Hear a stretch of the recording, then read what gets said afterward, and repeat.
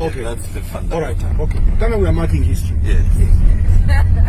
The 10 fundamentals of a successful marriage. 1, marry your friend.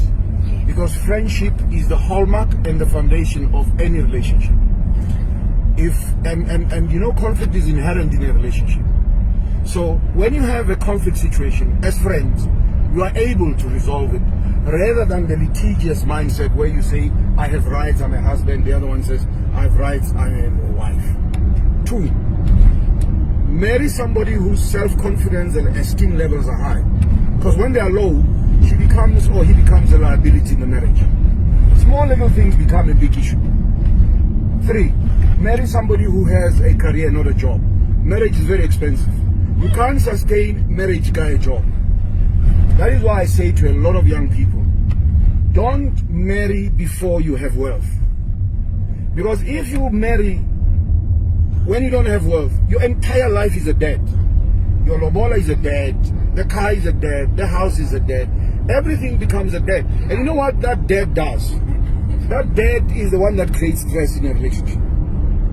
4, marry somebody who has a balance sheet. And when I talk balance sheet, I'm not talking physical things. I'm talking about intellectual capital. Because if you have intellectual capital, you can create anything. And you can live anywhere in the world. You know, you can compete because you are intellectually competent. And then number 5, marry somebody who has basic traits. Trust, respect, transparency. You know, in a marriage, somebody must be in a position to say, I'm sorry.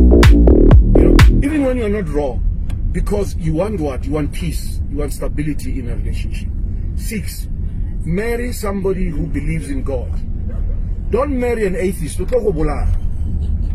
know, marry somebody who believes in Momudimu.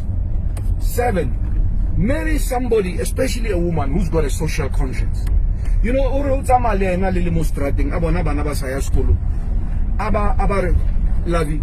want to go and talk to those kids. Why are you not at school? But you know what? We are poverty stricken. That woman then comes to you and says, love, give me your card. And we must give them money to go to school. Because number 8, you must have a life in a marriage.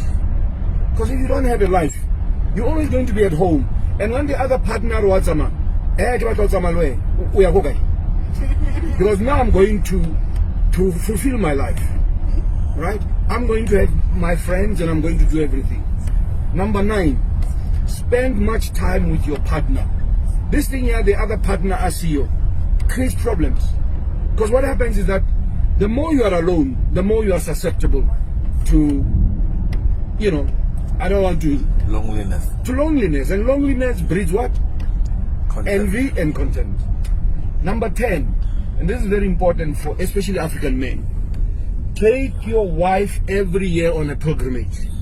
Take your wife overseas. Not Lesotho. Lesotho is not overseas. Take your wife to New York for 2 weeks. You switch off your phones. There are no children. And guess what? When you come back, you are re-energized. Because then you start to realize how wonderful your partner is. I'm done.